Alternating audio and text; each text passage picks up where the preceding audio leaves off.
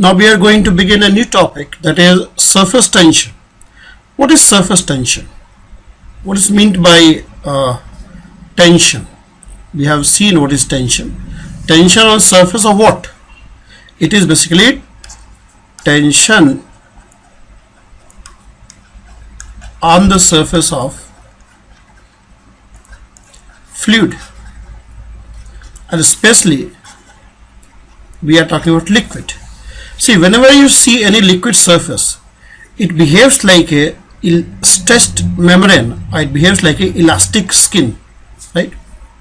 It will behave as if it is getting stretched, right? It's tense. Stretched means tense. You'll find it is something like stretched membrane. Suppose if you have a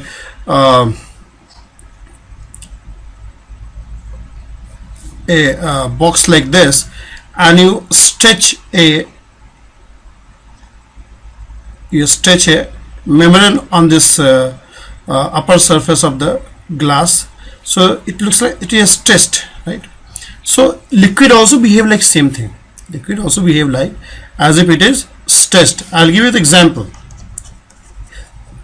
to convince why the liquid looks like how the liquid looks like a stretched membrane, and then we'll talk more about this stretching of the surface of the liquid, right? For example, if suppose we have a tap, you might have found that when the water is less and the pressure of water is very less, then water comes like a droplet. Water comes like a, see, when the surface is stretched, it will have, when the surface is stretched, then it will try to have less and less least surface area. It will try to have least surface area. So whenever you see water is very less in the tap, it comes out of this tap, it forms like a droplet. If the water is not so high, water is very less in the tank, if the water is not so large, it's very less water inside, then you find that water comes out of the tap in the form of droplet. Why it is in droplet? Because see, for a given volume, for a given volume, the sphere is a shape which has, for a given volume V, sphere is a shape which has least surface area. If you consider all the shapes, then sphere is such a surface which has got least surface area for a given volume. If you form a cube of given volume, you'll find that the surface area of cube will be higher than surface area of the sphere. So sphere is a shape which has got a least surface area given a volume V. Right? So since the surface of the water droplet, they are stretched, they will try to have least and least surface area, and so that's why they form a droplet like this. Even if you have a syrup medicine, if you take a medicine and you have a droplet, then you take a syrup and fill it and try to press this dropper. You have a dropper. Do you know dropper? You use dropper to give medicine or give syrup to certain patient, right? If you are ill, you might be using this dropper. Dropper is of this form. Fill the syrup over here, and then if you press it, the water will come, the liquid will come in the form of droplet. Liquid will come in the form of droplet, right? Spherical droplet. So liquid has a preference for spherical. Liquid assumes the form of spherical surface given a volume V, because spherical surface has got a least surface area given a volume V. Sphere is one figure. If I take many such three-dimensional figure, the sphere is one of the figure. and suppose V is same, the sphere is one of the figure which has got least surface area. So water droplet takes the shape of spherical droplets, right? One more example is, if suppose we have a water over here, and if you gently place a sort of needle over here, if you gently place a needle, it can be say metallic needle or wooden needle. If you take a steel needle, sewing needle, the needle which is used in sewing the clothes, if you place it gently, if you place it gently placed on the surface, you'll find that there is some kind of compression in the water, and if you place it gently on the surface, then you may have a case where sewing needle does not go inside, and you'll find some kind of compression in the, if I look at from this point of view, from this side, it will look as if it has got compressed and it is lying over here.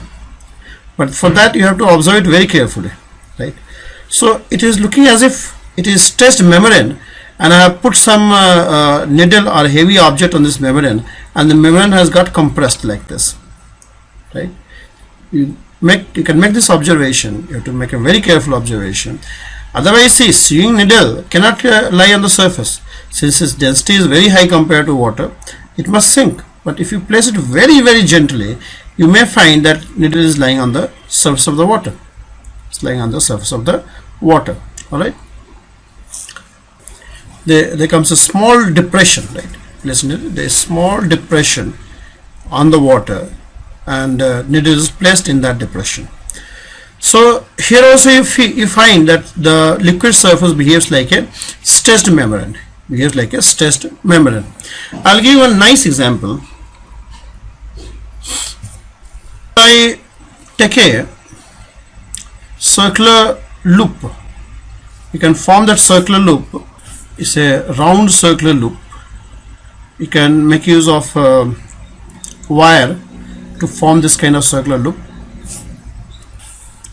like this. And let's have a handle over here,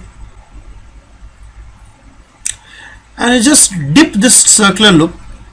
You dip this circular wire loop made up of wire, say circular loop made up of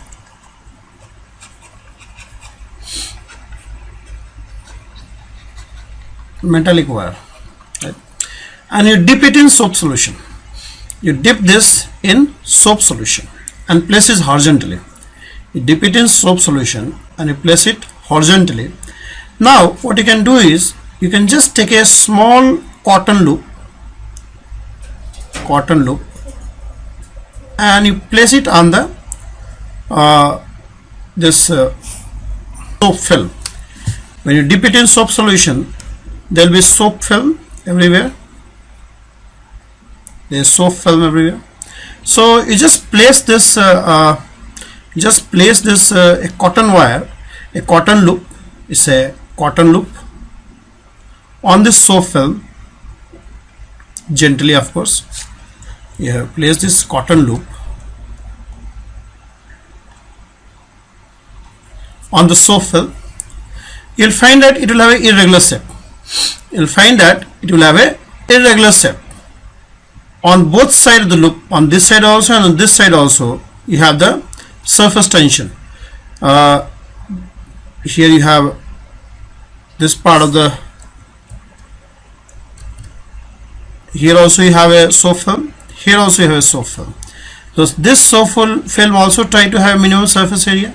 The soap film which is inside this cotton loop also tries to be having a minimum surface area. Let's call this soap loop as 1, soap film as 1. This is soap film which is bounded by wired loop and this cotton loop, and we can have a soap film which is lying inside this cotton loop.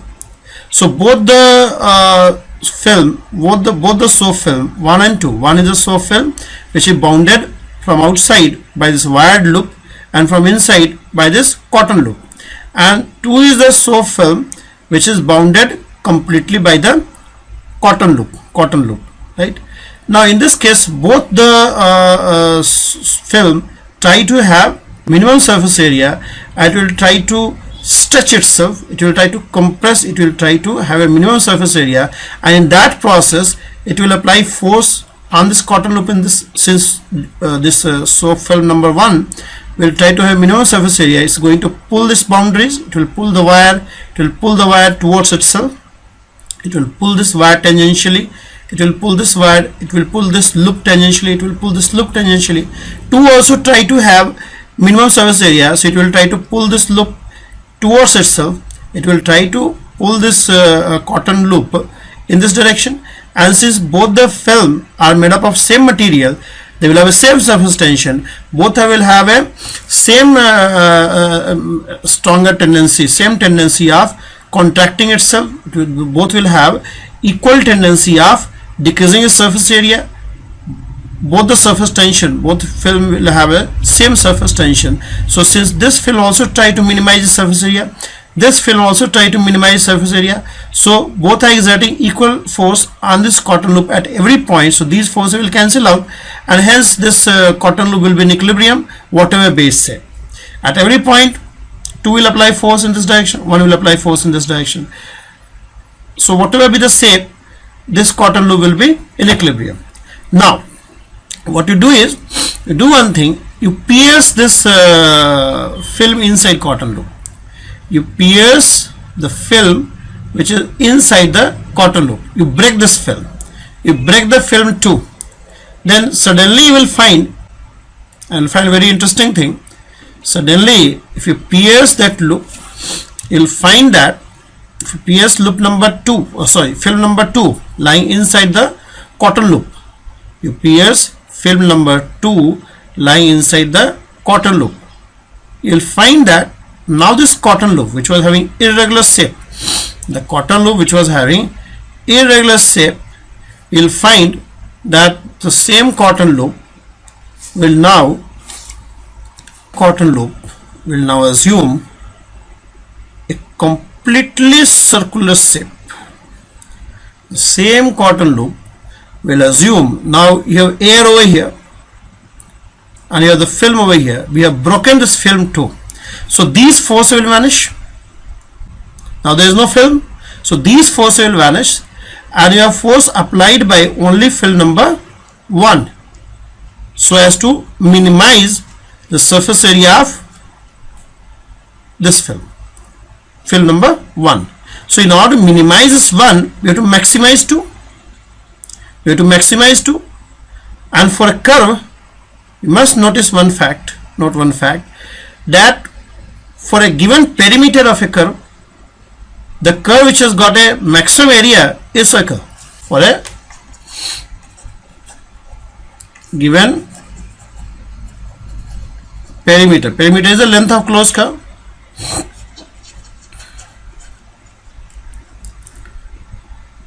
The circle is a curve having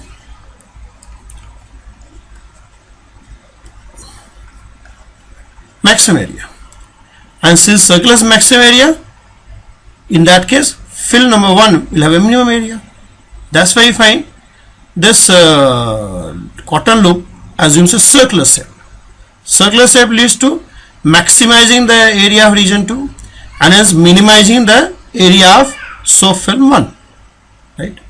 So this soap film behaves like a stretched membrane, right? You have the fluid surface, you have a surface of the liquid behaves like a stretched membrane, and this phenomena is called surface tension. And since the liquid surface or liquid film behave like a stretched membrane, it will try to pull whatever forms the boundary of that surface. It will pull the boundary, right? It will try to pull the boundary of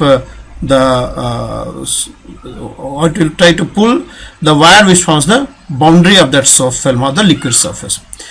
Getting a point? So these are some of the example to convince you that the liquid surface or liquid film, liquid surface or liquid film, liquid surface means you have a liquid, then the upper layer forms a liquid surface. Film means this kind of soap film. You have two surfaces, and between these two surfaces you have a soap solution. So you have two surfaces and forming a soap solution over here. So that's called film, soap film. Right? Can have a water film also. Can have a water film also. So these water film or soap film or this liquid surface, they behave like a stressed membrane, and this kind of this phenomena we call it surface tension. We call it surface tension.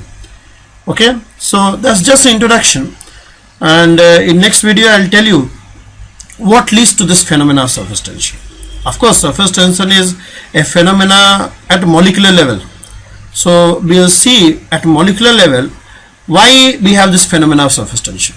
Why we have this phenomena of surface tension. Okay, so I'll just take a break over here.